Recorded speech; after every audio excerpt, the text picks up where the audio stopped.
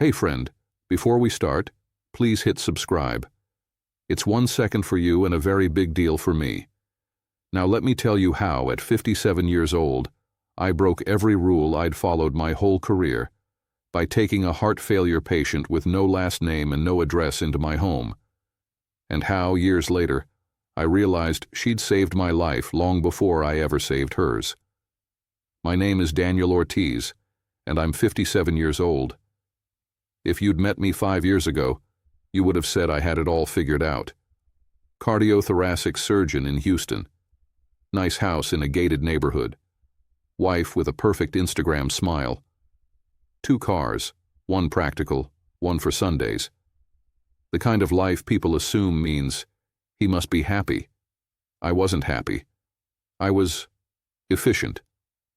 At the hospital, everyone knew me as Dr. Ortiz, the calm one. The guy whose hands never shook. The guy who could crack a chest at 3 a.m. on 4 hours of sleep and still tie a perfect knot. At home, I was Daniel, the man who doesn't look up from his phone during dinner. My wife, Laura, was an event planner. Weddings, big corporate fundraisers, charity galas with ice sculptures that looked expensive and tasted like nothing.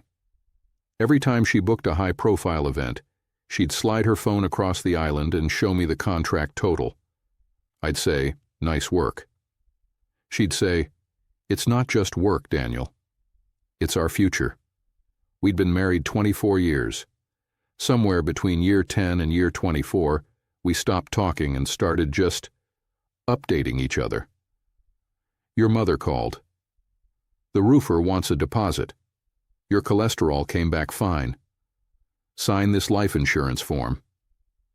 Life became a long to-do list with both our names on it. One night I'd just finished a 12-hour day. No emergencies, just 3 scheduled bypasses that ran long because nothing ever goes exactly like the plan on paper. I was sitting in the on-call room with my shoes off, staring at my socks like they might start talking, when my phone buzzed. It was a text from Laura. "We need to talk. Be home by 8. That sentence never means anything good. If you've ever received a message like that, tell me in the comments where you were and whether you already knew what was coming. I did. I drove home in silence. No radio, no podcast, no white noise. Just the sound of my own heart pounding in my ears like a bad joke. When I walked into the house, the first thing I noticed was the smell. Not dinner, not candles. Perfume, sharp, expensive, the kind she only wore to big events. The second thing I noticed was the suitcase. Hard-shell navy case by the door, her passport on top of it. She was sitting at the dining table, perfectly composed, a legal-looking folder in front of her like she hired a paralegal for this conversation. "Hey," I said. She didn't say hey back. "I'm leaving," she said. No warm-up, no curve. "Okay," I replied, because my brain still hadn't loaded the rest of the sentence. She took a breath. "I've met someone. His name is Thomas. He owns 3 restaurants and a consulting company. He's present." That word hit harder than the "I've met someone." Present. I'm a heart surgeon. I spend my life inside people's rib cages, but somehow the most important rib cage in my actual life was the one I neglected the most. "How long?" I asked. "About a year," she answered, like she was telling me how long she'd been trying a new shampoo. The rest of the speech was familiar, not because I'd heard it before, but because every tired person in my waiting room had a version of it. "You're a good man, Daniel. You're just not my man anymore. Your job always comes first. I don't want to die in a house where no one looks at me." She pushed the folder toward me. Inside, a pre-drafted separation agreement, accounts already listed, lawyers' names printed in a neat serif font. "You'll keep the house," she said. "You love the house." I realized then I didn't love the house. I loved the idea that someone could drive past and think, whoever lives there must have done something right. I signed every page where the yellow sticky notes told me to sign. I didn't argue. I didn't beg. I didn't ask her to reconsider. You don't learn to beg in an OR. You learn to move or get out of the way. By midnight, she was gone.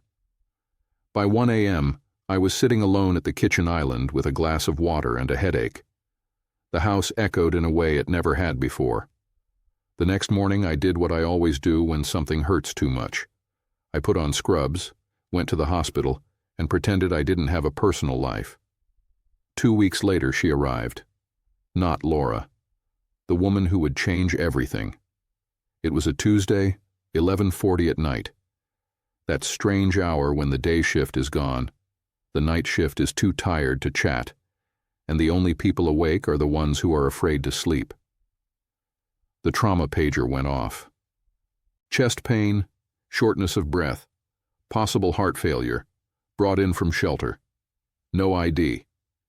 I met the gurney in the hallway. She was small, 60-something maybe. Gray hair pulled back with a rubber band, clothes one layer too thin for January. Her eyes were open, and she was watching everyone like she was trying to memorize our faces, in case this was the last thing she saw. "Ma'am, I'm Dr. Ortiz," I said. "What's your name?" She hesitated, like the answer might cost her something. "Lena," she said finally. "Just Lena." "Any last name?" the triage nurse asked. "If you're planning to send a bill, no," she replied, then winced because every joke cost her oxygen. The nurse gave me a look. It was subtle, but I've spent decades reading expressions just as carefully as I read EKGs. The look said, "Uninsured, shelter, good luck getting her admitted." "Get her on a monitor," I said. "STAT labs, chest x-ray, bedside echo. Let's move." They moved. Not fast, but they moved. I listened to her chest. Crackles at both bases. Jugular veins distended. Ankles swollen. Classic congestive heart failure. The kind that doesn't start last week. The kind that's been ignored for months. Her blood pressure was low, her heart rate too fast, her oxygen hovering in the 80s. "Lena, how long have you been feeling like this?" I asked. "Long enough," she said. "It got bad 3 days ago. I thought it was just age or karma." She tried to laugh. It came out like a cough. "Any family we can call?" I asked. She looked at the ceiling. "Next question, doctor." Sometimes silence tells you more than an entire intake form. The work took over. Diuretics, oxygen, IV access. Echo showing an ejection fraction that made me swear under my breath. I recommended a cath. She nodded like she was agreeing to try a new soup, not to let me snake a catheter into her heart. In the cath lab, her arteries told a familiar story. Years of high blood pressure, cholesterol, stress, neglect. "You're going to need surgery," I said, back in the ICU. "Bypass. Maybe more depending on what I see when we open." "Can you afford me?" she asked. "Wrong question," I said. "Can you afford not to?" Her eyes didn't get wide. People who've had a hard life don't always gasp or panic. They just get very, very quiet. "Will it hurt?" she asked. "Yes," I said, "but less than dying."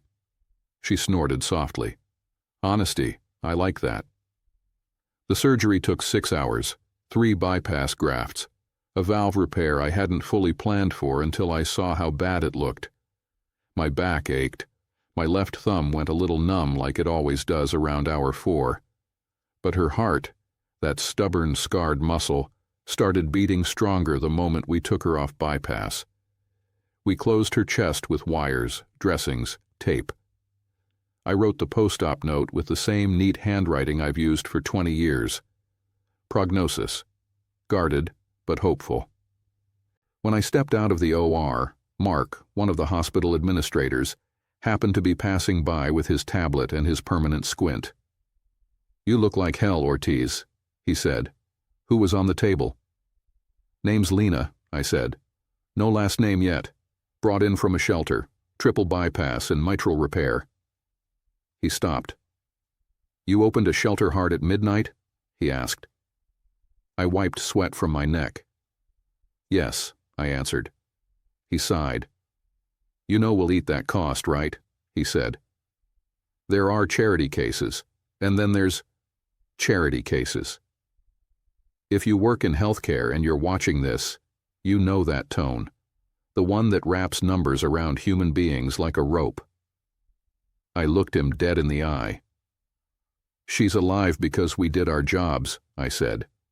If you want me to start checking tax returns before I crack chests, put that in writing and sign it with your full name. He didn't like that. But he also didn't argue. He just walked away, muttering something about budgets and margins. Lena woke up slowly. The first time she fully opened her eyes, I was checking her incision. She blinked at me, then at the monitors, then at the IV lines. I didn't think I'd... Wake up, she said. Disappointed? I asked. She thought about it. I'm undecided, she admitted. If you're over 50 and you've ever had a morning where you weren't sure whether you were glad to be here or not, you're not alone. Tell me in the comments. Without details you don't want to share, of course. It helps other people know they're not crazy. Any pain? I asked. Some, she said. But this one feels different. Different how? Before, it felt like someone was standing on my chest, she said. Now it feels like someone stitched me back together crooked, but I can breathe. That's the idea, I said. She looked at me for a long moment. Thank you, she added quietly. I know what this costs. You don't, I said. Not really, and you don't need to. That's my problem. She frowned. I'm not a big fan of being a problem, she said. Been one my whole life. For somebody. The way she said it sat under my ribs like a stone. The ICU staff did their job, mostly. Mostly is the word that changes a life. On day 2, I walked by her room and noticed her lunch tray untouched. Not hungry? I asked. Hungry, she said. But the nurse said I had to wait for the dietitian. She's busy. Her voice didn't hold anger. Just that tired resignation of someone who's been told to wait so many times it became a reflex. I checked her chart. No diet orders entered. No pain meds signed off in 6 hours. Vital signs charted late. I felt my jaw tighten. Who's her nurse today? I asked the unit clerk. The clerk glanced at the board. Angela, she said. I knew Angela. Sharp, efficient, sometimes a little too loud about who deserved what. I found her at the desk. Why hasn't room 12 had lunch? I asked. Angela shrugged. She's fine, she said. She's on fluids. She said she used to skip meals all the time. She can wait. And the pain meds? I asked. She said she was a tough old bird, Angela replied. I took her at her word. We're low on staff. I have priorities. Lena is a priority, I said, more calmly than I felt. Her heart just went through a war. She needs nutrition and pain control, not a lesson in stoicism. Angela rolled her eyes. It was small, it was quick. But I saw it. I wrote a note in the chart, not to destroy her, to draw a line. Patients' expressed wishes should not override basic post-operative care. Pain management and nutrition are not optional. That's the thing about being over 50. You eventually understand the difference between revenge and boundaries. On day 4, the social worker came. Her name was Tessa. She was young, brand new to the job, trying to balance kindness with policy. She stepped into my office while I was scarfing down a granola bar between consults. Do you have a minute about Ms. Lena? She asked. That's all you've got? I asked. Just Lena? She wouldn't give a last name, Tessa said. We tried running her prints, nothing in the system. No ID, no benefits, no address. She said she's been couch surfing and shelter surfing for a year. I rubbed my eyes. "What's the discharge plan?" I asked. She hesitated. "The protocol would be transfer to a medical respite shelter or short-term motel with a voucher. But the city's out of vouchers this month, and the respite beds are full." "In other words, nowhere," I said. "In other words, nowhere official," she replied. "If you keep her admitted longer without medical justification, admin will push back." I already knew that. Mark had reminded me twice in the hallway with those friendly questions that always end in, "You understand, right?" I understood. I just didn't accept it. That night I went back to Lena's room. She was sitting up, watching the local news on mute. "Big stories?" I asked. "Some politician pretending to care about people he's never met," she said. "The usual." She clicked the TV off with a quick, decisive motion. "The social worker came by," she added. "I know," I said. "Let me guess," Lena continued. "She said phrases like limited resources and doing our best and finding an appropriate placement." "You've heard that before," I replied. She snorted. "Son, I've been hearing that since before you were in med school." She shifted, winced. "I won't lie to you," I said. "They're trying to figure out where to send you. Shelters are full. Vouchers are limited. It's messy." She looked out the window at the city lights. "I can sleep sitting up," she said. "Been doing it on buses all winter. I'll manage." Something in me revolted at that sentence. You spend enough nights holding an open heart in your hands, you start to develop a very low tolerance for sentences like, "I'll manage," when you know someone won't. I heard myself say it before my brain had fully reviewed the decision. "I have a spare room," I said. She turned. "What?" she asked. "I have a spare room," I repeated. "It's clean. Bed, door that locks, bathroom 10 feet away. You can stay for a while, until we figure something out." There are sentences in life that split everything into before and after. That was one of them. Her eyes narrowed. "Why?" she asked. It wasn't suspicious. It was scientific. She was weighing risk against survival. "Because keeping you alive doesn't stop when I sign a discharge order," I said. "Because I'm tired of patching people up just to drop them back into the same hole." "That's not policy," she said. "I've followed policy for 30 years, I replied. "Look where it got you." We stared at each other. She broke first. "Are you sure?" she asked. "I talk in my sleep. I leave books everywhere. I drink too much tea. I'm not a quiet ghost." "I've lived with worse," I said. "Trust me." She thought about it. "Temporary," she said finally. "I'm not your project." "Temporary," I promised. I meant it when I said it. I had no idea how wrong I was. We did it by the book, as much as possible. I documented it. Patient discharged to supervised temporary housing with attending physician as responsible contact. Tessa raised her eyebrows, then nodded slowly like she was filing away a story for the future. "Are you sure?" she asked. "No," I said, "but I'm doing it anyway." She smiled for the first time that week. "That's the most honest thing I've heard all day," she said. Lena signed the discharge papers with a shaky hand. For last name, she wrote a single initial, K. I didn't press. We stepped out into the cold evening air. I don't know if you've ever walked a patient out of a hospital knowing you were about to bring them home. Not in an ambulance, not to rehab, but to your door. It feels like walking out with a live grenade and a promise. She glanced at my car. "That yours?" she asked. "Yes," I said. "Looks expensive," she said. "It used to," I replied. "Now it just looks like a mistake." She laughed, a real, full laugh that turned into a cough and then back into a laugh. "I like you," she said. "You're not nearly as fancy as you think you are." "I'm starting to realize that," I muttered. We drove in silence for a while. Halfway home, she spoke. "You sure your wife's not going to pitch a fit about this?" she asked. "Ex-wife," I corrected. "And no, she won't."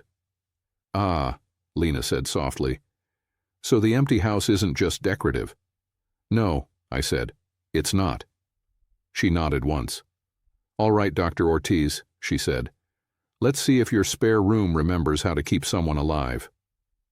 If you've ever stood in your own living room and felt like a guest, you'll understand exactly how I felt that first night with Lena in my house. I'd bought that place to prove a point, to my colleagues, to my family, to myself. Look what a poor kid from San Antonio can do if he doesn't sleep for 25 years.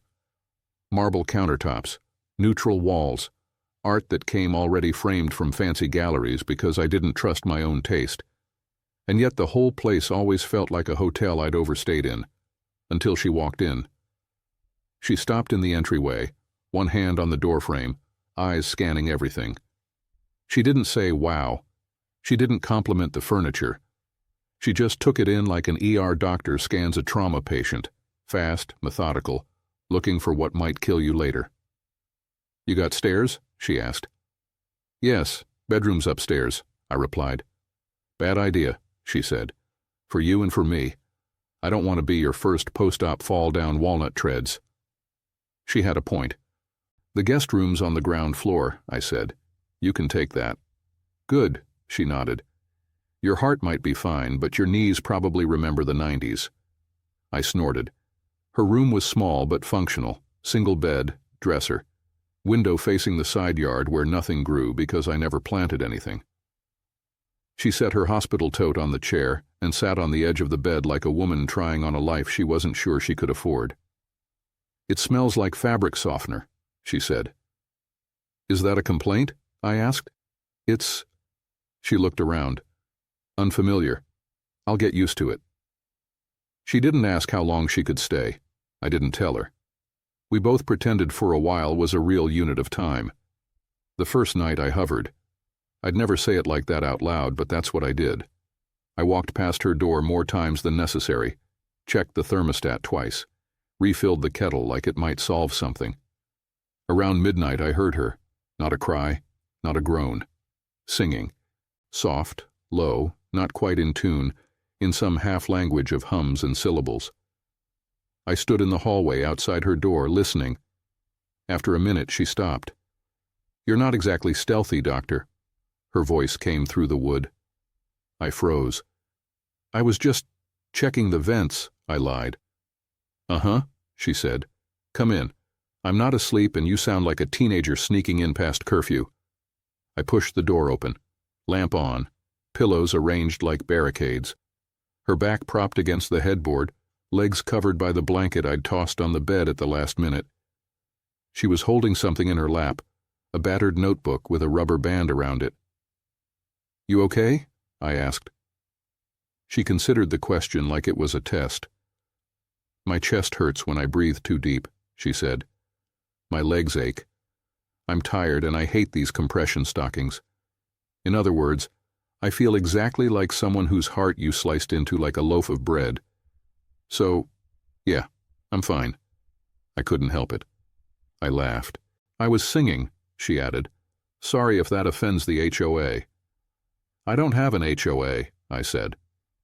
"Now I really like you," she replied. She caught me looking at the notebook.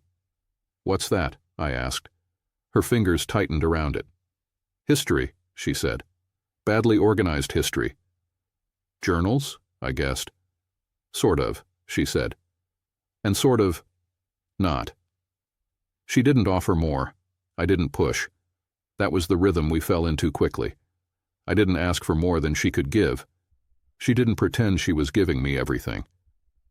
The next morning, I found her in the kitchen before I'd even had coffee. She was standing by the sink, steadying herself with one hand and holding a mug with the other. The kettle was whistling softly, forgotten on the stove. "What are you doing up?" I asked. "Being alive," she said. I didn't realize there were time slots. "You're supposed to be resting," I said. "I've been resting in other people's air for a year," she replied. "I want to at least look at your yard while I drink cheap tea." She squinted at me. You got work? She asked. Afternoon clinic, I said. I'll be home by 10 or 11. She raised an eyebrow. PM? She asked. Yes. You rich people really do love being miserable, she said. Leave me a list. A list of what? I asked. Things I'm allowed to do so I don't accidentally void your warranty, she said. Since you're obviously the type who reads the manual. I tore a sheet from the yellow pad on the counter. No lifting over 5 pounds, no stairs. Call me if chest pain gets worse. Call 911 if you can't reach me. Eat, even if you don't feel like it. Rest, even if your brain wants to scrub the grout. She read it, lips twitching. This is cute, she said. I meant like, where you keep the dishes. I felt stupid for a second, then added, plates, upper left cabinet, glasses, above sink, extra blankets, hall closet, Wi-Fi password, heartbeat 57. She squinted at the Wi-Fi line. Wow, she said. You really leaned into the brand. Don't start, I said. It was strange, leaving someone in my house. I'd left dogs before, once a cleaning service when Laura had hired them. But this was different. I'd operated on Lena's heart. I'd literally held it in my hands. And now I was leaving that same heart sitting in a guest room with a mug and a notebook and a view of my weed-infested side yard. Every instinct I had screamed that this was dangerous, professionally, personally. But there was a quieter instinct, the one that doesn't yell, just leans in. That one said, you already crossed the line. Now, either step fully over it or spend the rest of your life standing in the doorway. Word got around the hospital faster than an EKG result. That afternoon, while I was scrolling through labs, Mark the administrator appeared in my doorway. I hear you discharged our Jane Doe cardiac case to your house, he said. Some people ease into confrontation. Mark didn't. I looked up slowly. I discharged my patient to temporary supervised housing with clear follow-up and documented responsibility, I said. In other words, your house, he repeated. He closed the door and sat without being invited. If this blows up, Daniel, we're all in it, he said. Liability, conflict of interest, boundary issues, pick your poison. Lawyers love stories like this. Lawyers love statistics, I said. Do you want the number of patients we've dumped back onto the streets after major surgery? I can look it up. Don't moralize me, he snapped. I'm not the villain here. I'm the guy who keeps the lights on so you can play cowboy in the OR. Something in me snapped, but I held it together. I'm not playing anything, I said.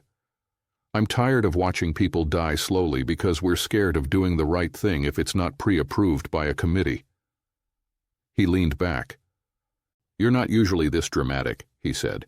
Is this about your divorce? There it was. The casual cruelty educated people use when they're out of arguments. I felt heat rise in my neck.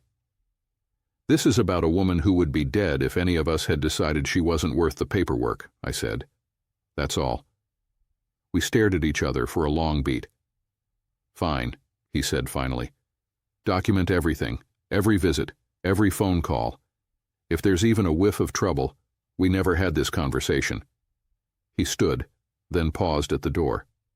And Daniel, he added. Yes? You used to be better at pretending not to care, he said. Be careful. It makes people nervous when a man who's been numb for 20 years suddenly grows a conscience. He left before I could answer. That night I came home braced for chaos. I pictured Lena collapsed on the floor. Or gone. Or the kitchen full of smoke. Instead I found order. Not the obsessive kind. The gentle kind. The dishwasher was humming. A pot was soaking in the sink. A folded dish towel lay neatly by the stove. And the house smelled like something I hadn't experienced in years. Real food cooked by someone who cared about whether it tasted good. Hello? I called. In here, she answered. She was sitting at the kitchen table with a book in front of her, one from my shelf that I'd never actually read, and a mug of tea. A plate of food waited at my place. Rice with vegetables, some kind of stewed chicken, A slice of orange on the side like this was a hotel and a home. "I hope you're not one of those men who panics over spices," she said. "You had exactly 3 in your cupboard, and one of them was expired oregano. I took the liberty of fixing that." "What did you do?" I asked, suspicious. "Nothing illegal," she said. "Your neighbor has an herb garden. We came to an agreement." "You left the house?" I asked. "I walked 10 steps, rang a bell, and asked for parsley," she said. "If your cardiologist has a problem with that, he can come yell at me himself." "I am my cardiologist," I reminded her. "Exactly," she said. "Sit, eat, before it gets cold." I sat. The food was good. Not fancy, not plated, but honest. "How was your day?" she asked, like she hadn't lived most of it alone in a stranger's house. "Fine," I said. She gave me a look. "Try again," she said. I sighed. "Admin's nervous," I said. "About you staying here." "Ah," she said. "The men who worship spreadsheets." "They're not all men," I said. "I don't care what they are," she replied. "They're scared of the wrong thing." "What's the right thing?" I asked. She sipped her tea. "People who feel nothing," she said softly. "Those are the ones you should be afraid of." Over the next weeks we built a rhythm. I worked. She healed. She walked the hallway holding onto the wall with one hand and my old hand weights in the other. She taped my physical therapy brochure to her door like it was a personal dare. She rearranged my pantry. Twice. Every time I opened a cabinet, something that had been shoved in the back for years stared at me from the front. Canned beans, rice, old pasta, spices beyond salt, and whatever that is. "You live like a man who expected to die in his office," she said once, holding up a dusty blender. "What were you saving this for? Your second life?" "Maybe," I said. Then I paused. "You're pushing too hard," I added. "You need to pace yourself." She raised an eyebrow. "Have you ever said that sentence to yourself?" she asked. "No," I admitted. "Try it sometime," she said. We talked more than I expected, not all at once. Not in dramatic, tell me your trauma scenes. 10 minutes over breakfast. 7 minutes while she caught her breath halfway down the hall. 15 minutes when I got home and she was still awake, pretending to read. I learned small things first. She liked jazz, hated reality television, loved crossword puzzles but refused to do them in pen. That's arrogance, not confidence. She'd once worked in an office, then in a community center, then at a nonprofit that lost its funding. She had a son. Had. The word sat between us like an instrument nobody wanted to pick up. "What happened?" I asked gently, one evening when the house was very quiet. She stared at her mug for a long time. "Life happened," she said. "And I made choices. Some good, some desperate. Some I'll regret on my last breath." "That's not an answer," I said. "It's all you get today," she replied. Her eyes were shining. I let it go. You don't open a sternum twice in 1 week unless you have to. The same goes for hearts. The first real twist came on a Sunday afternoon. I was on the couch with a stack of old charts I'd brought home to review because apparently I don't know how to not work. Lena shuffled in wearing my oversized sweatshirt and sweatpants cinched at the waist with a belt I hadn't worn in 5 years. "Laundry's almost done," she said. "If you have anything delicate, now's your chance to save it." "I don't own anything delicate," I said. She smirked. "Explains a lot," she replied.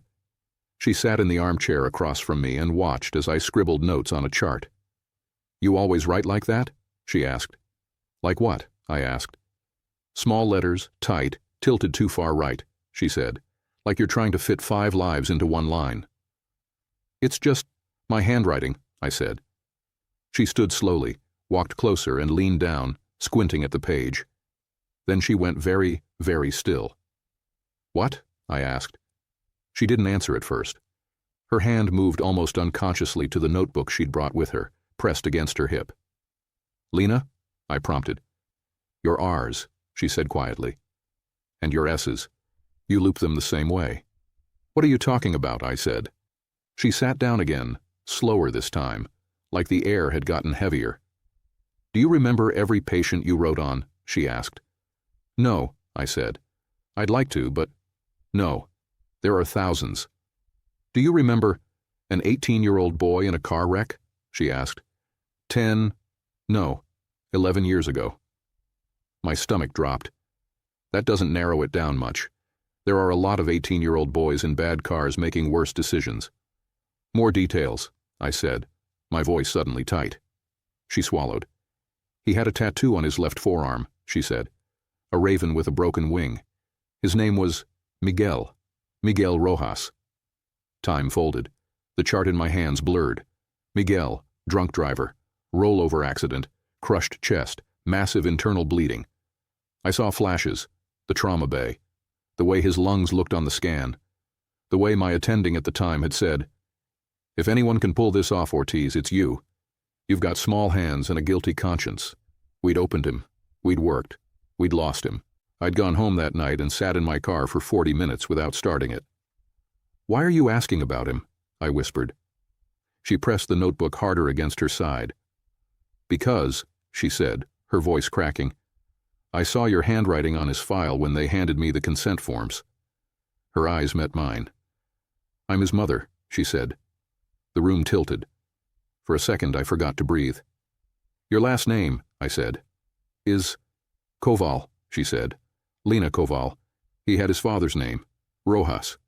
We weren't married." I remembered the file now. Rojas, Miguel emergency contact. Mother, Koval, Lena phone number. No address. "You came to the hospital," I said slowly. "Of course I did," she said. "They called me when he crashed. Said, 'He's alive for now, but it's bad.' I ran 3 blocks in house shoes because I couldn't wait for a bus."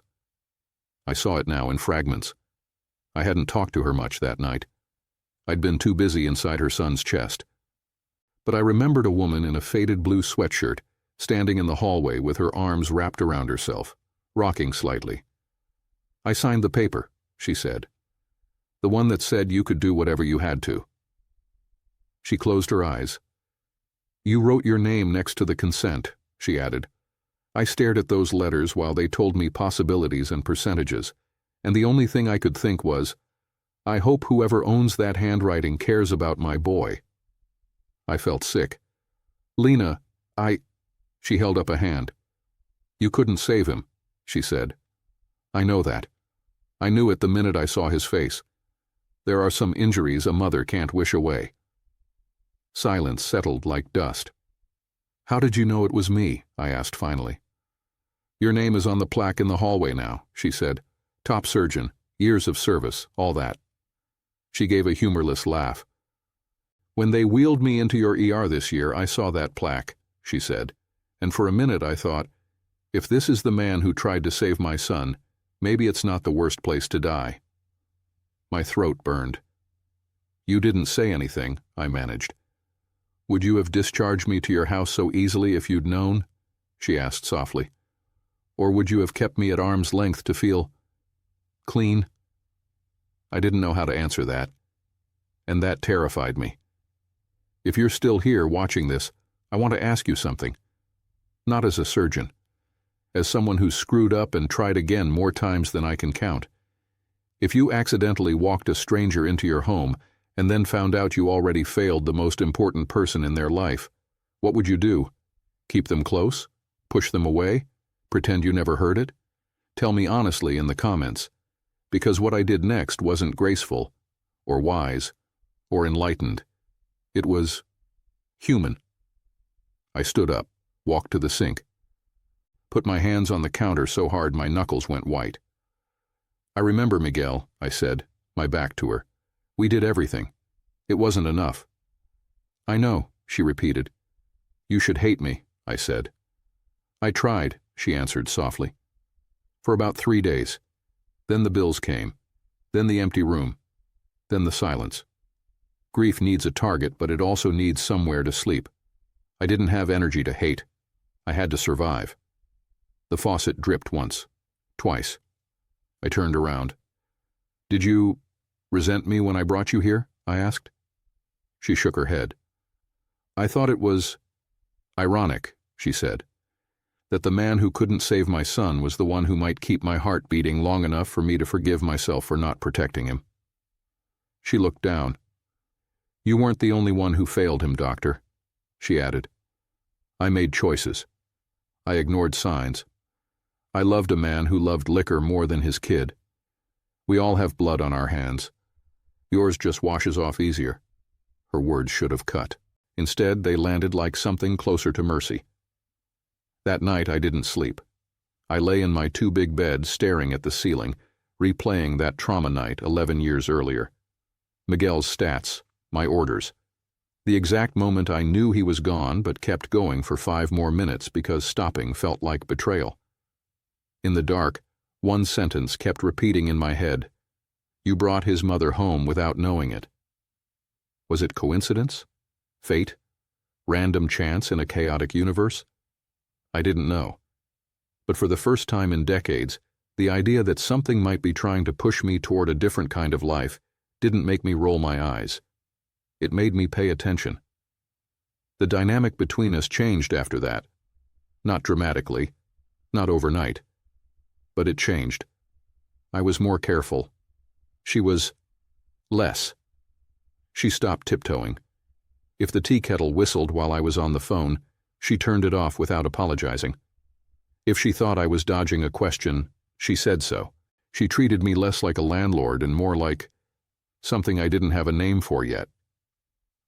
One afternoon, she found me sitting at the kitchen table with the mail spread out in front of me. Envelopes with my name, my ex-wife's name, and a few addressed to current resident, like the house itself was the real owner, and I was just a tenant. She slid into the chair across from me. You look like someone just told you the stock market ran away with your girlfriend, she said. Laura is marrying him, I said without preamble. I just opened the embossed envelope. At first I thought it was another gala invite. Then I saw the names. Laura Sanders and Thomas Reeves. I laughed. Once. Sharp. She sent me an invitation, I added, to their wedding, at the hotel where we had our 10th anniversary party. Lena whistled low.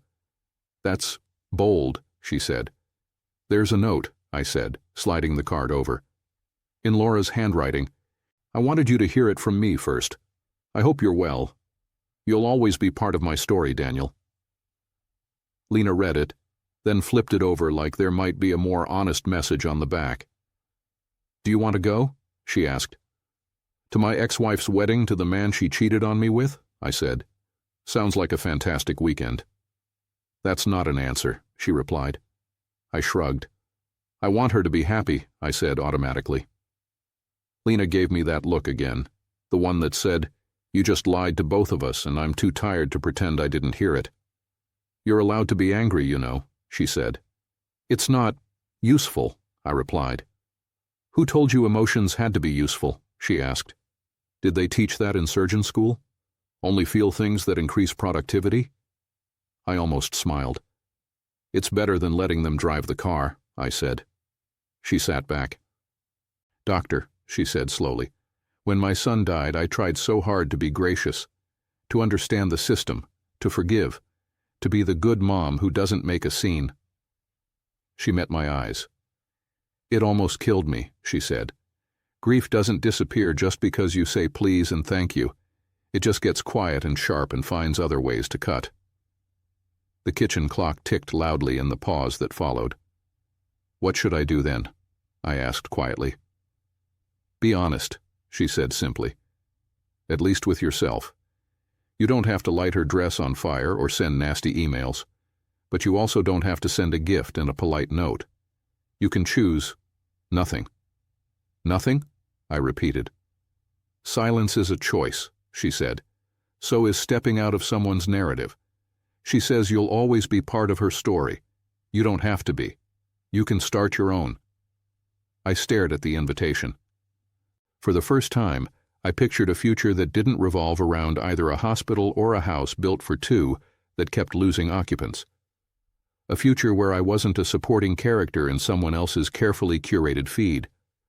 A future where my name wasn't just under top surgeon, but on something I actually believed in. I didn't know what it was yet, but the outline was there. I tore the RSVP card in half.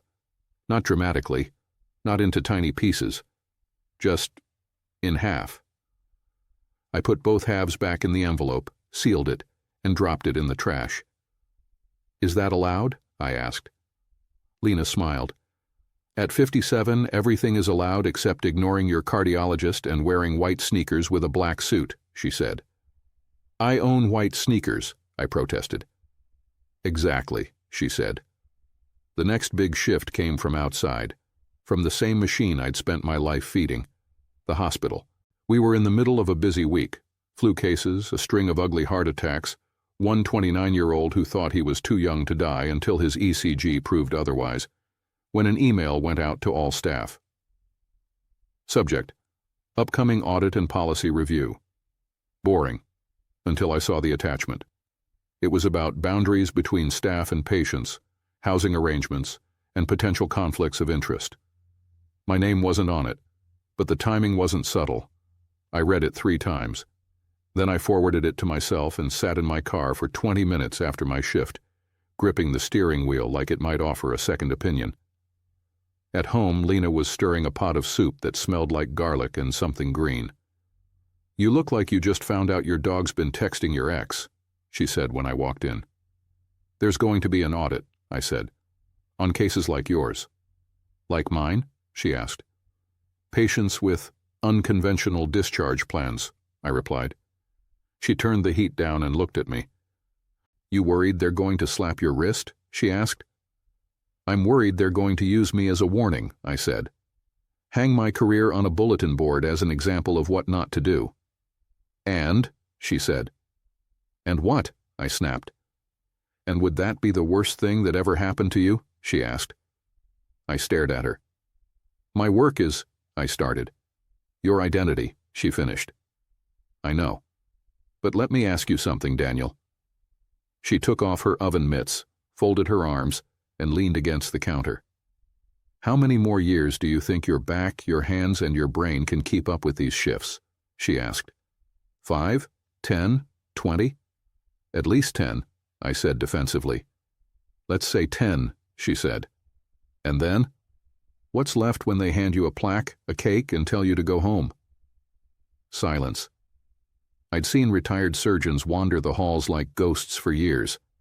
They came back to visit, but really they came back because they didn't know where else to be. "You did a reckless, stupid, beautiful thing when you brought me here," Lena said. "You broke the rules to keep a stranger alive. Maybe that wasn't the beginning of the end. Maybe it was just the beginning." "The beginning of what?" I asked. She shrugged. "That's not for me to answer," she said. "But here's what I know. Life has been trying to push you out of that building for a while. First through your marriage, then through the kid you couldn't save, now through me." "That's a very flattering way to describe your heart failure," I said dryly. She laughed. "I'm serious," she said. "You can wait until they push you out in a wheelchair with a framed certificate, or you can decide how your story ends yourself." I thought I was done making big decisions. At 57, most people are. They settle in, they protect what they have. They stop asking what if, because the answers are too expensive. But there's nothing like having a former homeless woman you accidentally saved, who also happens to be the mother of a boy you lost, living in your guest room to make you reconsider your definitions of too expensive. If you've ever tried to live 2 lives at once, you know there's always a moment when the seams start to show. For me, that moment came in the form of a beige folder. No sirens, no shouting. Just a knock on my office door and a compliance officer holding a file like it might bite. "Dr. Ortiz, do you have a minute?" They never ask if you have an hour. They say minute the way anesthesiologists say pressure's dropping. Soft, practiced, but you feel the tectonic shift under it. "Sure," I said. She sat, introduced herself. Used all the words that exist to sound neutral while delivering a threat. Routine review. Policy alignment. Ensuring best practices. She opened the folder. On top was my handwriting. My discharge summary for Lena. Temporary housing with treating physician, supervised, agreement on file. "Can you walk me through your decision-making process?" she asked. I could have given the polished answer. Social determinants, readmission risk, no shelter beds, The math that says when you discharge a woman with fresh sternal wires to the street, your mortality curve spikes like a bad EKG. Instead, I told the truth. She was going to die if I sent her out, I said. Not in the dramatic TV way, in the slow way, the kind we don't count because we didn't watch it happen.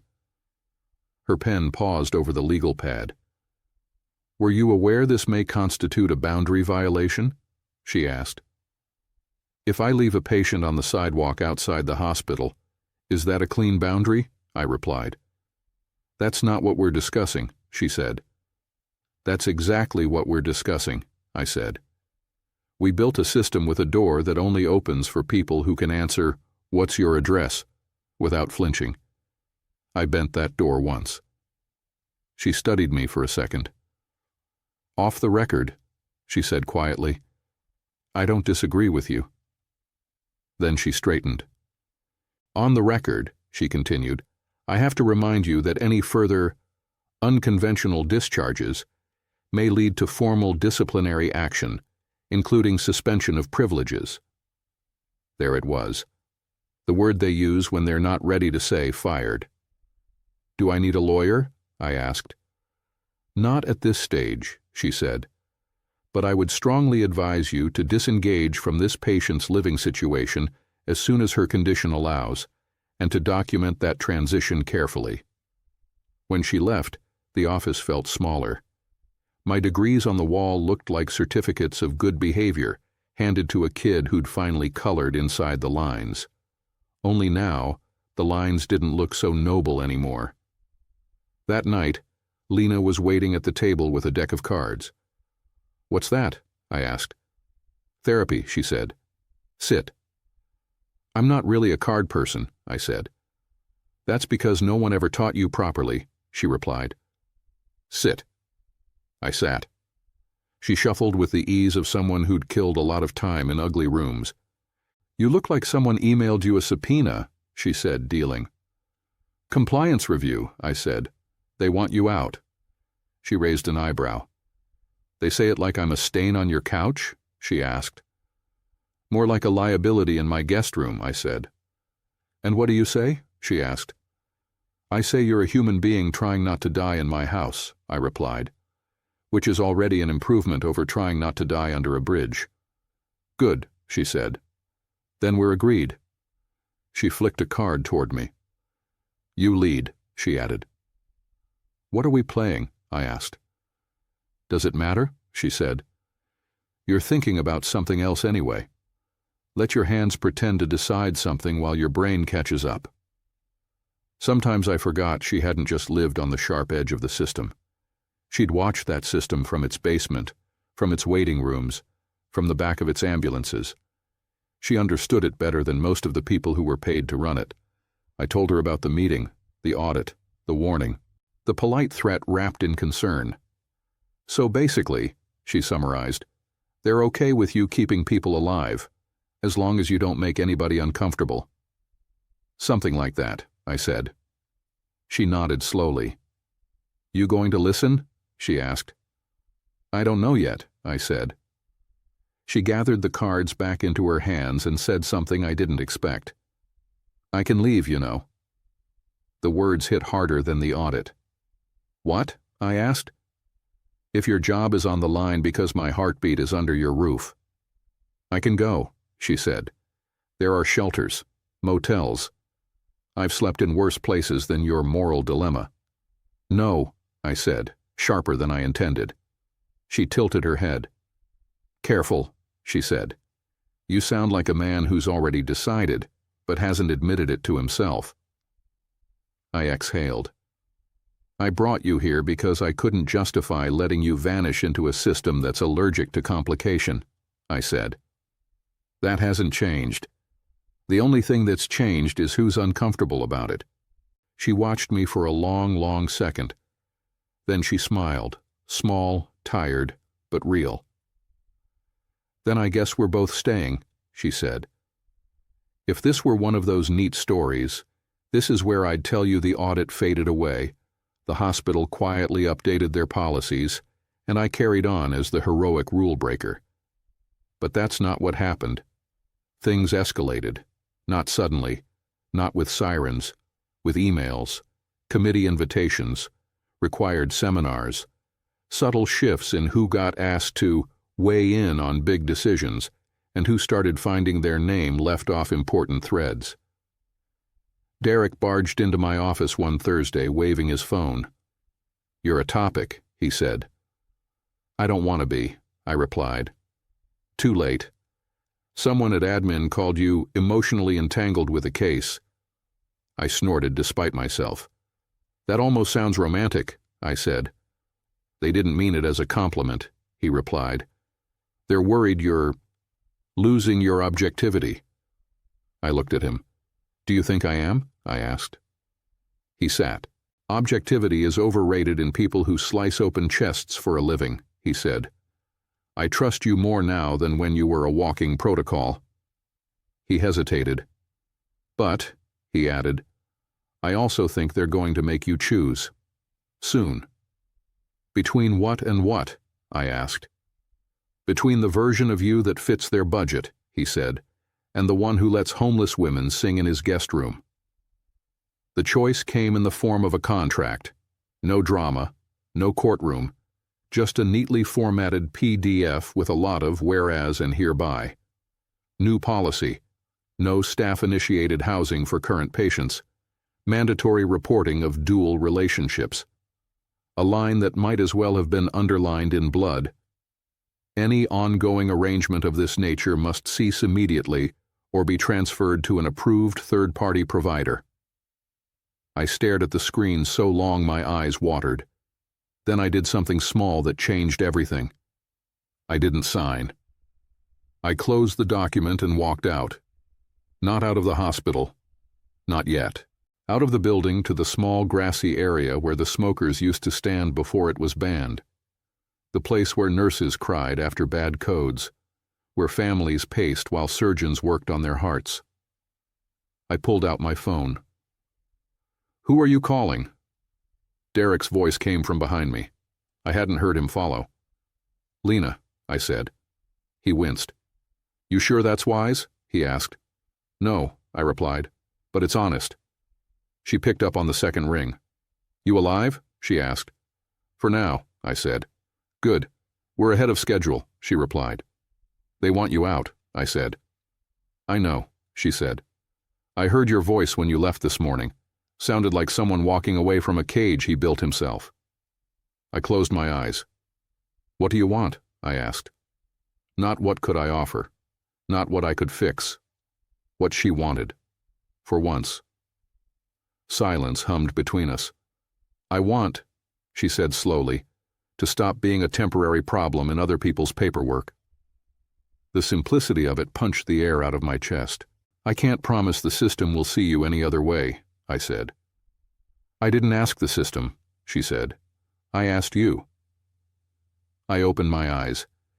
Derek was watching me like a man who'd just realized we were all standing too close to a line we hadn't seen painted. "I don't know how yet," I said, "but I think it's time I stop pretending this is a phase. For both of us."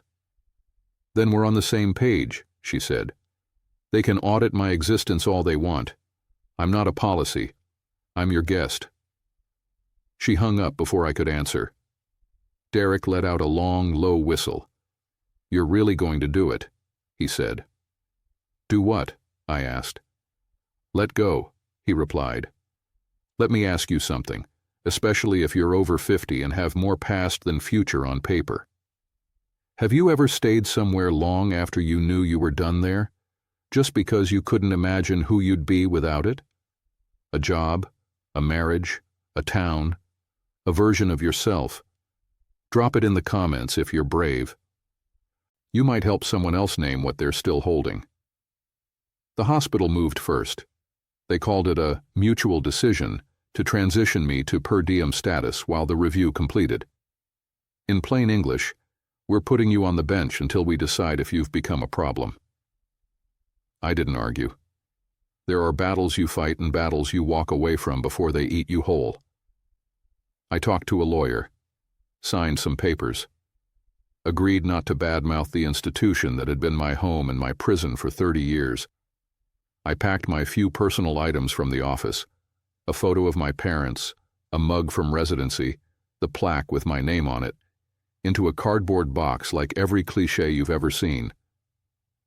Lacey hugged me by the elevators. "You're coming back, right?" she asked. "I don't know," I said. "But if I don't, you'll be fine." "Easy for you to say," she sniffed. "I don't have a homeless woman with a sharp tongue and good recipes in my guest room." "You have something better," I said. "You have your whole story ahead of you." She rolled her eyes. "Don't start sounding like one of those inspirational posters," she said. "It doesn't suit you." At home, Lena was sitting on the porch steps with a book in one hand and a small pair of pruning shears in the other. "You look unemployed," she said. "I look relaxed," I countered. "Those two things are dangerously similar in this country," she replied. I sat beside her. The late afternoon light made the cracks in the concrete glow like old scars. "I'm done," I said. "With what? Pretending you're still 35? She asked. "With the hospital," I said. She set the book down. "Fired?" she asked. "Technically, no," I said. "Practically, yes." She considered that. "You okay?" she asked. "I don't know yet," I said. "Part of me feels like someone ripped out a piece of my chest. The other part feels like I can breathe for the first time in years." She nodded. "That sounds about right," she said. "When Miguel died, it felt like someone took a bulldozer to my life. For a while, I told myself I'd rebuild the exact same house. Same walls, same furniture, same habits. It took me a long time to admit maybe that house wasn't safe in the first place." We sat in silence for a minute. "I don't know who I am without that place," I admitted. She nudged my shoulder with hers. "You're the man who didn't walk away from me when it would have been easier," she said. "That's a start." The thing about space, physical, emotional, calendar, is that if you don't fill it on purpose, something else will. The hospital had filled my time for 3 decades. Now there were hours. Long, echoing ones. I did something I hadn't done in years. I walked around my own neighborhood. Not from driveway to car and back, but walked. Blocks I'd only ever seen through a windshield. The herb garden belonged to a woman named Marta. I'd seen her before, waving from across the street, bent over her raised beds. This time, she caught me watching. "You're the man stealing my parsley," she called out. "I thought we'd negotiated a treaty," I replied. She laughed and wiped her hands on her jeans. She was my age, maybe a couple years younger. Streaks of gray in her dark hair, crow's feet earned from squinting in real sunlight, not staring at screens. "I heard about your patient," she said as I got closer. "The one staying with you. Lena." My stomach clenched. "Word travels fast," I said carefully. "Fast?" she said. "Daniel, she helped me repot my basil and scolded me about my back in under 10 minutes. The woman's a force of nature. Half the block's in love with her already." I exhaled. "She didn't say too much, did she?" I asked. "About the hospital drama?" she said. I nodded. "She said you were the first doctor who saw her as a person instead of a paperwork problem," Marta said. "Then she told me to stand up straight while I chopped garlic." That's about it. I felt my shoulders relax in a way I hadn't known they were tense. Marta picked a sprig of thyme and handed it to me. "You look lost," she said. "You want to help me with the garden, or are you allergic to dirt?" "I've spent most of my life elbow deep in people," I said. "I can handle a little soil." She smiled. "Good," she said. "Come on then, healer. Let's see if you can keep a tomato plant alive." Marta wasn't a replacement for anything. Not for the hospital, not for my ex-wife, not for the version of myself I'd burned out building. She was new. a woman who ran a small catering business out of her kitchen, cooked for church events without believing half of what the pastor said, and had 3 adult kids spread across the country. No drama, no hidden agenda. She brought over leftovers when she tested new recipes. Lena gave blunt feedback. This one needs salt. That one needs dignity. I watched them together one evening, arguing about whether cilantro tasted like soap or freedom, and something in my chest eased. Not everything had to be life or death. Some things could just be dinner. But life has a way of circling back to the stuff you haven't finished with. One rainy afternoon, about a month after I left the hospital, an envelope arrived. Not from the hospital. From the legal department of the city. I opened it at the kitchen counter. Inside was a letter about an upcoming case review panel for historic adverse outcomes. Buried in the middle was a name I hadn't seen written down in years. Rojas, Miguel, Mortality Review. My pulse stuttered. The panel wanted to revisit a set of cases from a period when the hospital had pushed for throughput efficiency. In English, get people in and out fast to make room for more. Miguel's case was one of them. He was never even admitted, I whispered. What? Lena asked. I hadn't heard her come in. She was holding a basket of clean towels, moving slower these days. Her recovery had plateaued. The shortness of breath came back quicker. The stares stayed an enemy. Nothing, I said too fast. She narrowed her eyes. Daniel, she said. There's a tone certain women have. Mothers, nurses, women who have survived systems by knowing when someone is dodging the truth. She had it. What is it? She asked. I handed her the letter. She read it once, then again. Then looked up at me with a stillness that scared me more than any shouting could have. What does historic adverse outcome mean? She asked. It means cases where things went badly, I said. Like my son dying on your table? She said. Yes, I said, but not just that night. Her face changed. What do you mean, not just that night? She asked. I swallowed. Hard. There's a kind of confession that tastes like metal in your mouth. This was one of them. Lena, Miguel came in once before the crash, I said. Months before. Chest pain, shortness of breath. He was triaged, non-urgent. I was on call. They paged me. I never saw him. Her knuckles turned white around the basket handle. Why not? She asked, voice flat. It was... I forced myself to continue. One of those nights. Too many patients. Not enough beds. I glanced at his chart. 18. Smoker. Cheap insurance. His EKG looked inconclusive. The admin was standing behind me, reminding me of our door-to-dock times. I remembered it now in ugly detail. The shift. The pressure. The nurse's voice saying, "He says he feels better now. Wants to go." I signed off on discharge, I said, without laying eyes on him. I told myself he'd follow up with a clinic. I told myself if it was serious, he'd come back. She stared at me like I'd spoken another language. He did come back, she said, in a body bag. I know, I whispered. The room felt smaller. You knew this when you brought me here? She asked. No, I said quickly. I didn't connect it. Not until you said his name, not until I saw the review notice. Then it came back. The earlier visit. The chart. My signature. You signed him away, she said, numb. I signed 1,000 people away, I said. That doesn't excuse anything. I'm not telling you this to get absolution. I'm telling you because that panel's going to drag it all into the light. She sank into a chair. The towels slid to the floor. For the first time since she'd moved in, she seemed small, not sharp, not wry, just diminished. You were the last person to touch his heart, she said. Yes, I said. And the first person who should have listened to it, she added. I had no defense. I didn't tell her I'd barely slept that year, or that the hospital had been leaning on us to clear beds faster, or that my marriage had been dissolving and I'd been living on coffee and adrenaline.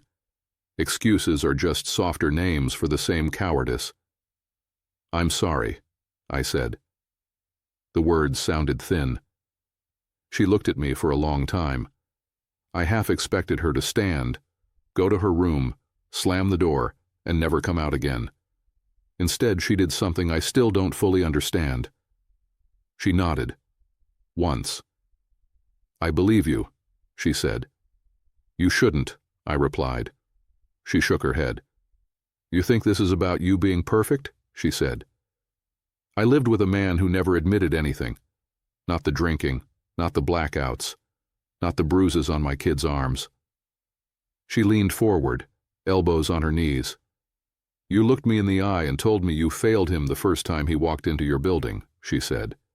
"Do you have any idea how rare that is?" "I don't want points for honesty," I said. "Good," she replied, "because you don't get any. But you do get this. You're not the only one who failed him, Daniel. I did too. I chose his father. I stayed when I should have run. I let him walk alone more nights than I should have. If I spend the rest of my days stabbing myself with those facts, they won't bring him back." Her voice broke on the last word. She didn't cry often. When she did, it was almost like a physical injury. "I don't hate you," she said quietly. "I thought I would. But I don't have room for that and survival both. So what do we do?" I asked. She picked up a towel, started folding it with military precision. "You go to that panel," she said. "You tell them exactly what you told me. No less. No more. Let them choke on the truth they helped create." "And you?" I asked. She looked at her hands.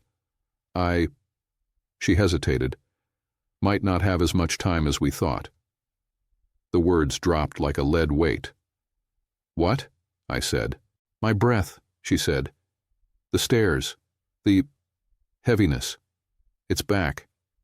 I didn't want to say anything until I was sure it wasn't just a bad week. A cold rush went through me. "Why didn't you tell me?" I asked. She smiled sadly. "Because you're a surgeon," she said, "and surgeons fix things. I wanted 1 month where you didn't see me as a failing organ. If you're still here with me, especially if you've lost someone or made a mistake you wish you could surgically remove from your past, I want to ask you one more thing before we move on. Do you believe a person's worst decision has to define their entire story? Not in theory, in practice, for yourself, for other people. Write about it if you can. Sometimes the only way to stop a scar from owning you is to say its name out loud. You learn a lot about your own body when you hang around hospitals long enough. You learn what a little more tired than usual really means. You learn the difference between out of breath and something is wrong. Lena already knew. She just didn't want to say it. The next week I started noticing the small things. She'd stop halfway up the stairs and pretend to adjust a plant on the landing. She'd talk while cooking and slip a hand to her chest for just a second, as if she could press the tightness away. The laugh that used to come out full had a hitch in the middle now. One night she dropped a spoon. It clattered on the floor, louder than it should have. "You okay?" I asked. She bent to pick it up, too slowly. "Gravity and I are renegotiating our relationship," she said. But when she stood, the color drained from her face like someone had flipped a switch. "Sit," I said. "Bossy," she muttered. But she sat. Her pulse was fast and thin, dancing under my fingers like it didn't trust the rhythm it was supposed to keep.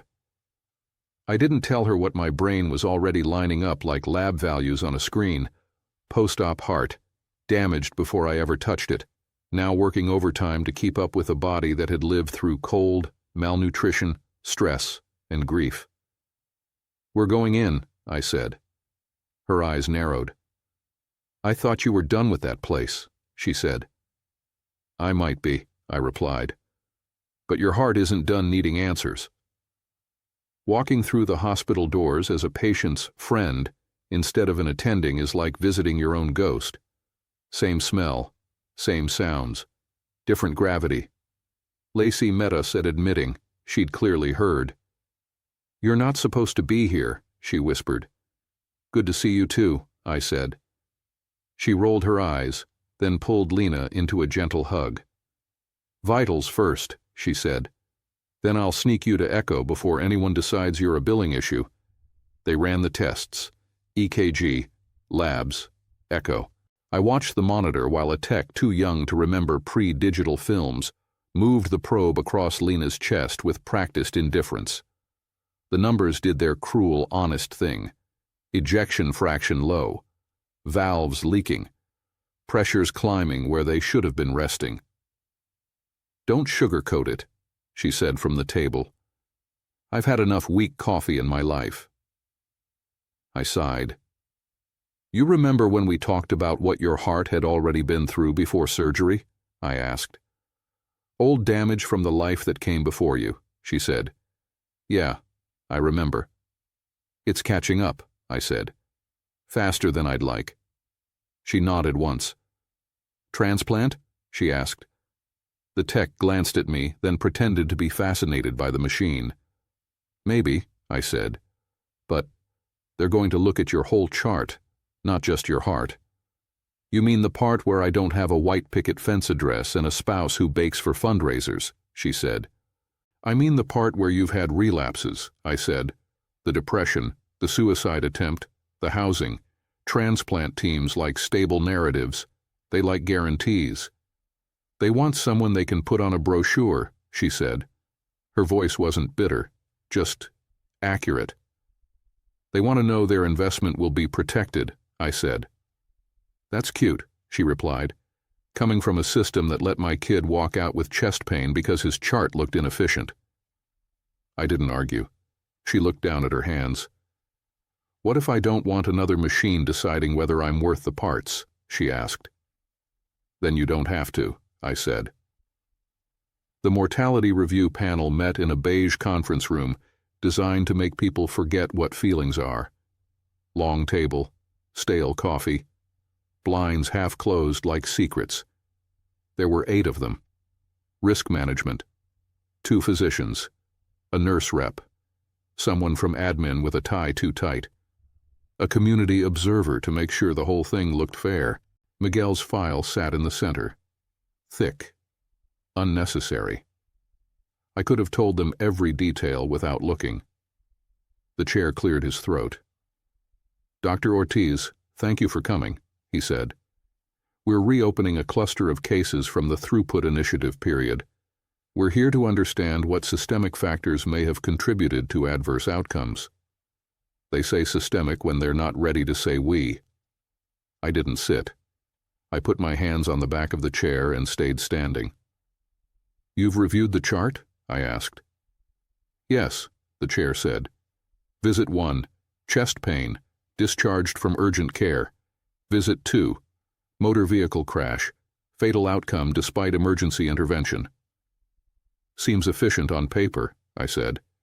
"In real life, that's a boy who walked into this building twice and only left alive once." The risk manager adjusted her glasses. "Dr. Ortiz, were you aware that your signature appears on the original discharge note from the first visit?" she asked. "Yes," I said. "Do you recall your thought process at the time?" she asked. "I do now," I said. 18-year-old male, mild chest discomfort, vitals stable, EKG read as non-specific, hallway full, admin leaning over my shoulder asking about door-to-doc times, nurse saying he felt better and wanted to leave. The community observer, a woman in her 60s with sharp eyes and a notebook, spoke up. "And you agreed?" she asked. "I capitulated," I said. "Let's be precise." Silence. "You understand that the family may argue that if he'd been kept, if further testing had been done, the underlying condition might have been discovered." The chair began. "Don't put this in the conditional," I cut in. "He needed more workup. He didn't get it. That's on me." You're accepting personal responsibility for, the lawyer started. I'm accepting my piece, I said. Not to absorb liability for everyone else who liked the numbers that year, but to stop this room from pretending it was all some tragic mystery. The nurse rep, an older man with tired shoulders, spoke quietly. Why are you doing this? He asked. You're not at the hospital anymore. You could have declined to appear.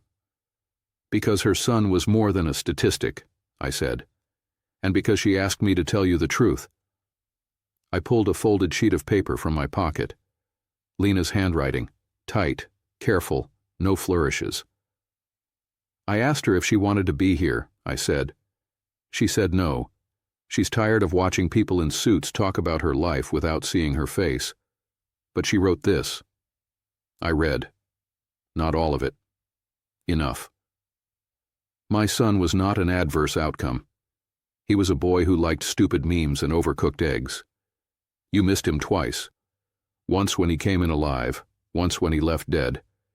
If the only thing you change after this meeting is the font on a policy memo, then bury my name along with his.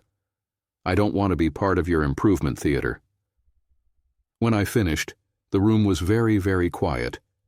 The administrator broke first. We acknowledge. No, I said. You don't get to skip to the we hear you part. You want to fix something?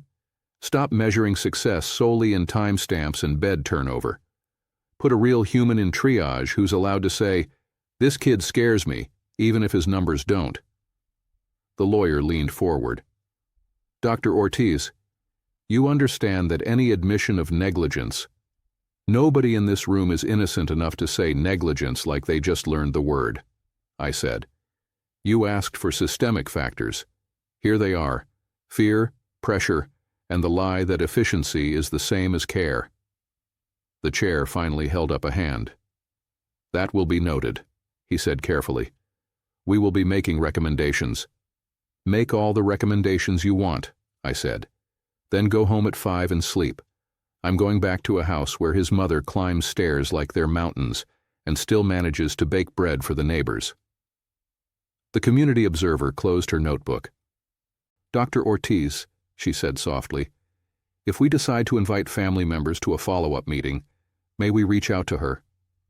If she says yes, I said, you ask her directly. No more rooms like this without a chair for people like her.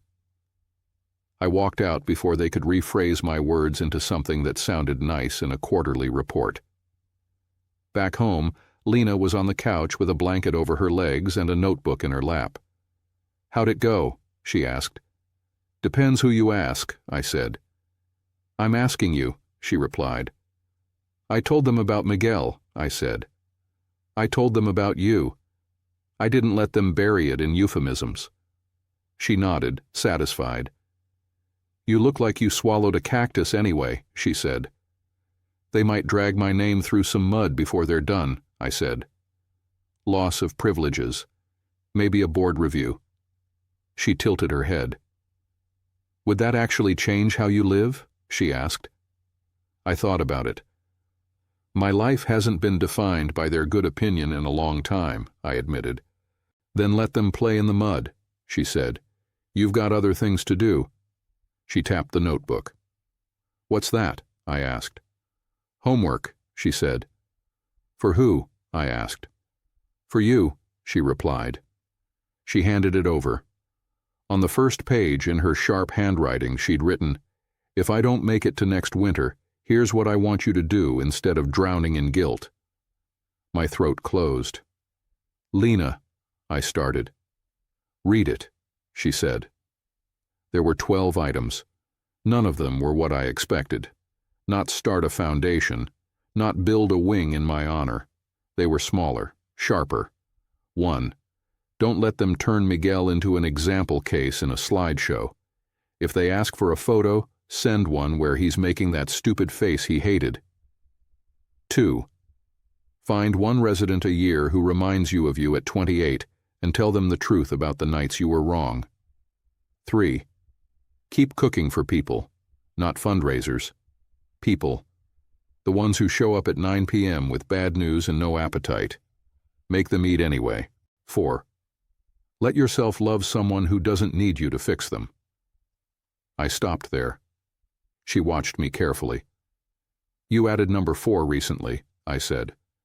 I added number 4 when Marta started walking you home from the garden, she replied. I thought she just wanted free consults for her back, I muttered. Daniel, she said, just my name. Enough to shut me up. I know you, she went on.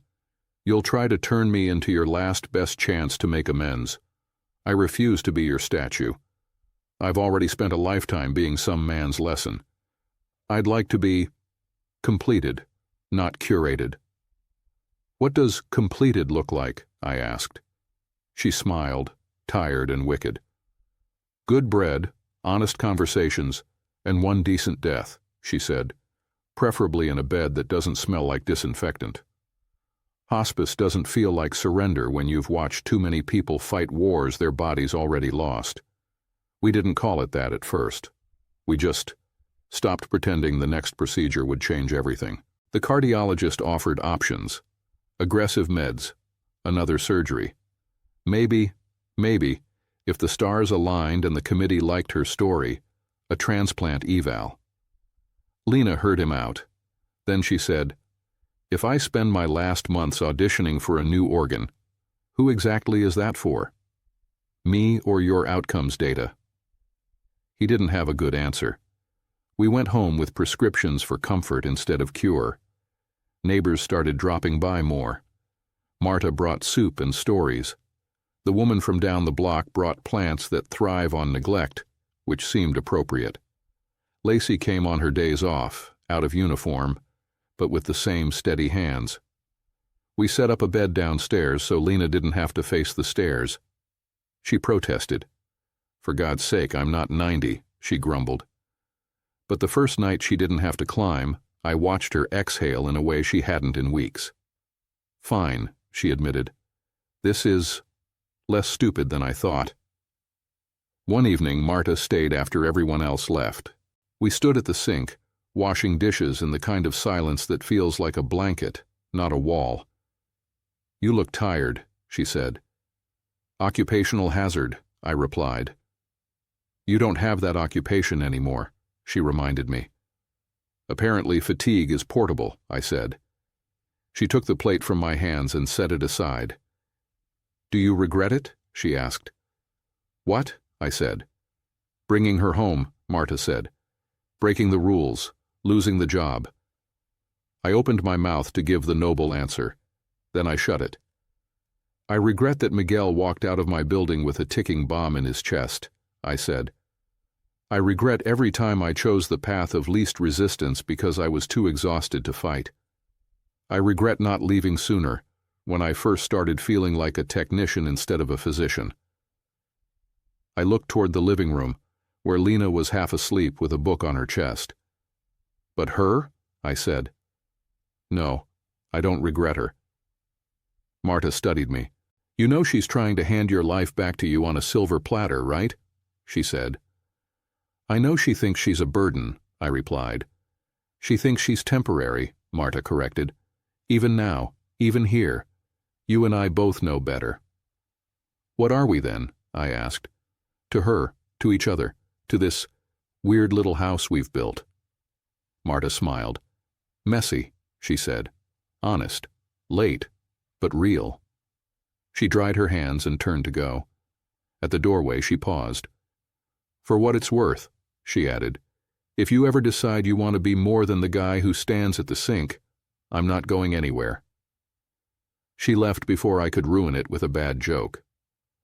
Lena's last good day came on a Tuesday. We didn't know it was the last one yet. That's the thing about lasts. They're almost never labeled. She woke up with more color than usual. Today, she announced, we bake.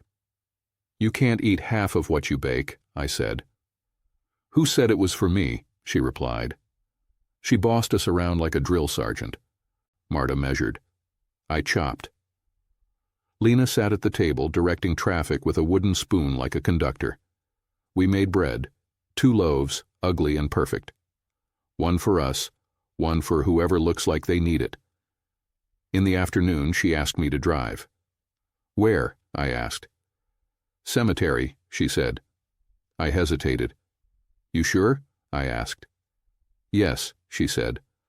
I'm tired of talking to my son through air vents. We stopped for flowers that looked better than the plastic ones screwed into the grass in half the rows. At Miguel's grave, she took a long breath. No speeches today, she said softly. I just wanted to show you something. She took the notebook, the one from the attic, the one from his stuffed animal, the one with the letter I'd read to the panel, and laid her hand on it. I carried you in my arms, she murmured. Then I carried you in my guilt.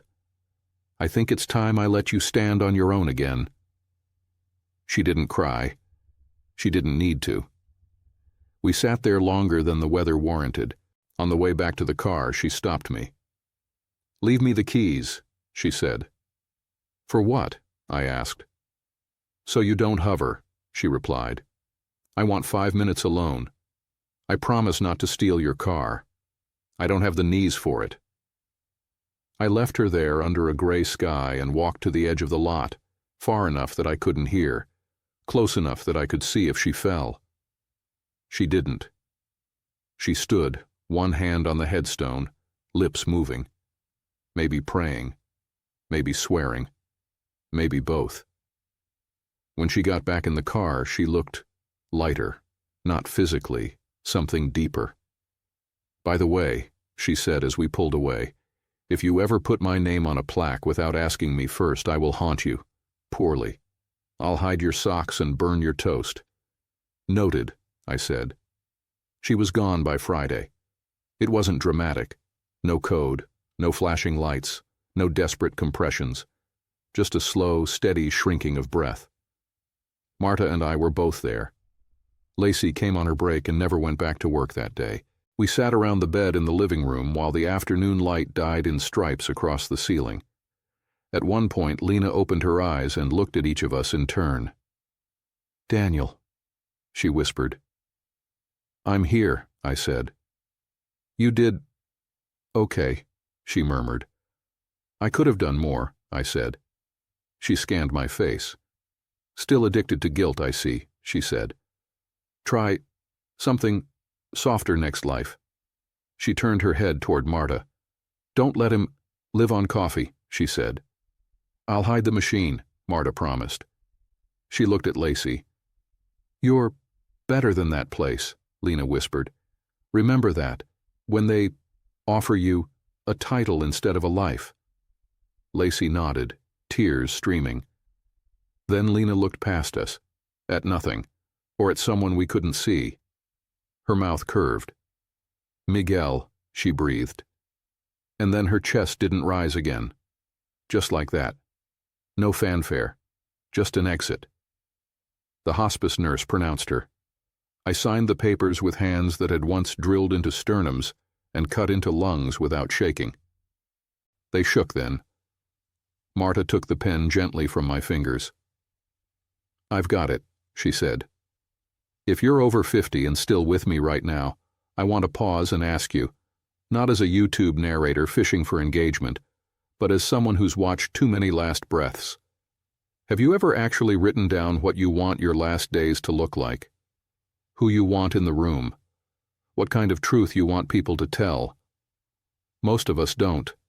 We write wills about money and houses, not about music, not about visitors, not about whether we want someone honest sitting on the edge of the bed. If you can, after this video, not now, after, write one sentence about your last day. Not to be morbid, to be ready. We didn't have a big funeral for Lena. She didn't want it. Too many speeches from people who liked me better when I was quiet, she'd said. Instead, we had what she called a good exit interview. Marta cooked. Neighbors came.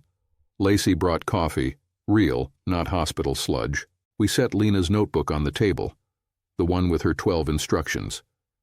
We read them out loud. When we got to number 4, Marta squeezed my hand under the table. After everyone left, I sat alone in the living room. Her bed was gone.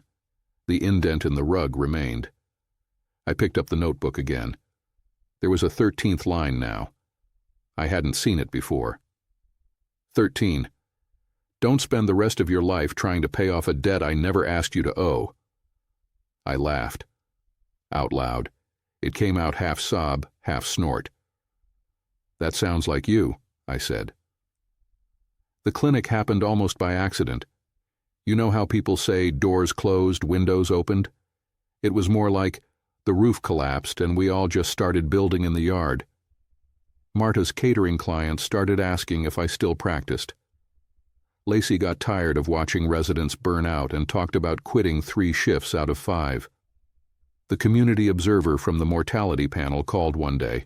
I'm on the board of a small community center, she said. We have 3 unused rooms, a lot of people with nowhere to go, and a budget that barely covers lights. You interested? Interested in what? I asked. In not wasting what you know, she said. We started small.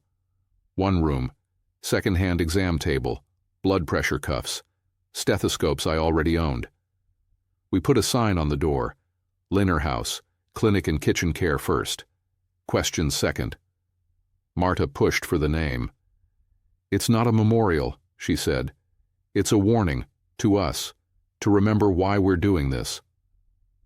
We didn't charge for the first visit. If people could pay, they did.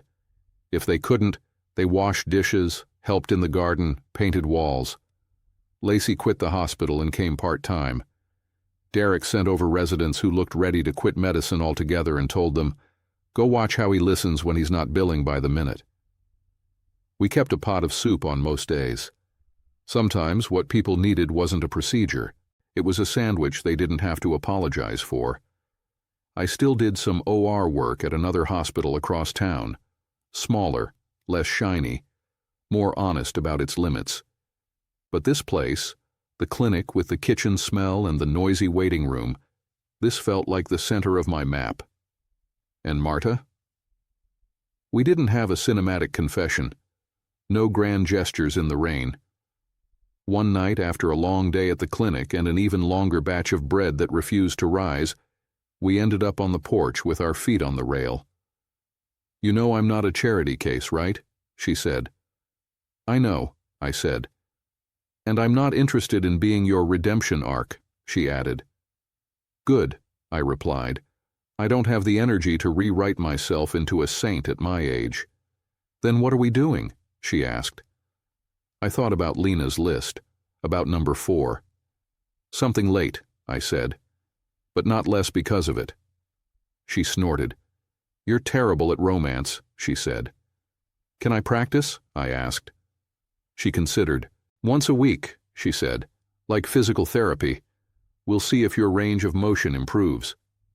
She took my hand, didn't grip it like she was drowning, just held it. Steady.